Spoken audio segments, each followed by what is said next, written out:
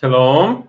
네, 사랑하는 여러분 반갑습니다. 1월 23일 월요일 아침에 주님의 이름으로 인사드립니다.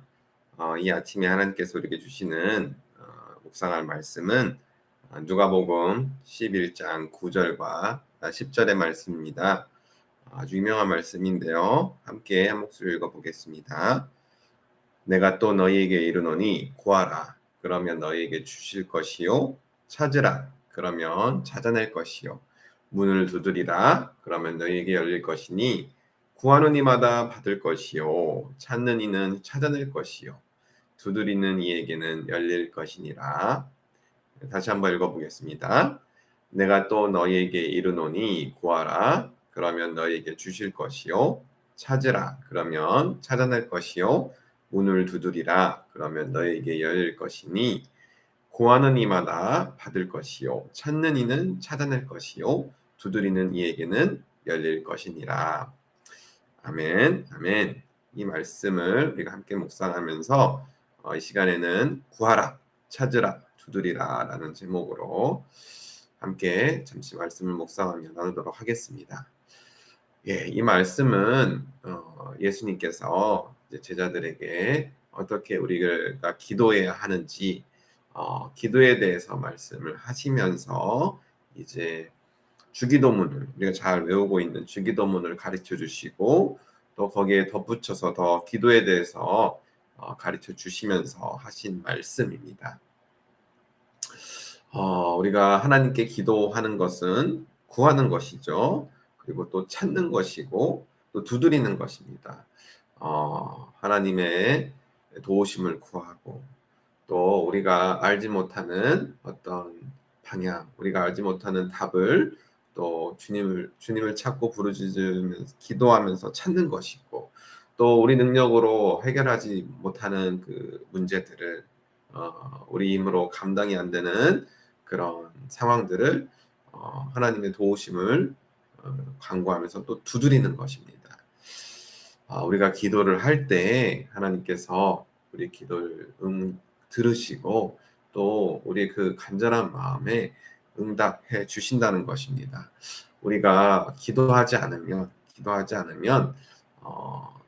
하나님께서 우리를 돕고 싶으셔도 돕지 못하는 것이고 또 우리에게 주님의 능력을 주고 싶으셔도 나눠 주지 못하는 것입니다. 우리가 하나님을 찾고 하나님을 부르짖어 기도하는 것은 마치 부모와 자녀 간에 필요한 것이 있으면 구하는 것과 마찬가지입니다. 자녀들이 부모에게 무언가 필요한 것이 있고 부족한 결핍이 있고 그래서 부모님께 손을 벌리고 그럴 때 부모에게 표현하지 않는다면 물론 부모가 알아서 자녀의 필요를 미리 알고 이렇게 구하기도 전에 주는 것들이 많이 있죠. 부모는 자녀를 이렇게 책임지고 돌보는 그런 역할을 하는 존재들이기 때문입니다. 하지만 또 한편으로 자녀들이 자신들의 그런 요구를, 자신들의 어떤 그런 갈급함을, 자신들의 어떤 필요를 표현하지 않는다면, 부모에게 적극적으로 간구하지 않는다면, 부모가 주고 싶어도 주지 못하고 또 심지어는 알고 있어도 그렇게 필요하지 않는가 보다라는 생각에 주지 않을 수도 있는 것입니다.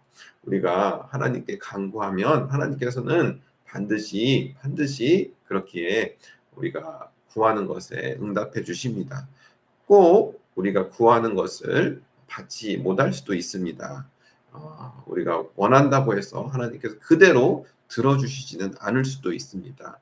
하지만 가장 선한 것으로 하나님께서 우리에게 주신다는 사실에는 변함이 없습니다. 자, 오늘 말씀을 보면 구하는 이는 받을 것이고 찾는 이는 찾아낼 것이고 두드리는 이에게 열릴 것이라고 말씀하셨는데 어떤 식으로도 우리가 간구하면 하나님께서 응답해 주신다는 그런 의미죠. 그러면서 사실 이어지는 말씀들을 보면 자녀가 생선을 구하는데 뱀을 줄 부모가 어디 있으며 알을 달라고 하는데 전갈을 주는 부모가 세상에 어디 있느냐라고 예수님께서 구체적인 예화도 이렇게 들어주십니다. 이 말씀은 세상에 살아가는 많은 사람들이 악할지라도 자녀에게 좋은 것을 줄 줄 아는데 설령 그 하늘에 계신 하나님께서 구하는 자녀들에게 가장 선한 것으로 주시지 않겠냐고 또 말씀을 하시는 것입니다. 그런데 마지막 13절 말씀을 보면 구하는 자에게 하나님께서 성령을 선물로 주지 않으시겠냐 하면서 성령에 대한 말씀을 하십니다.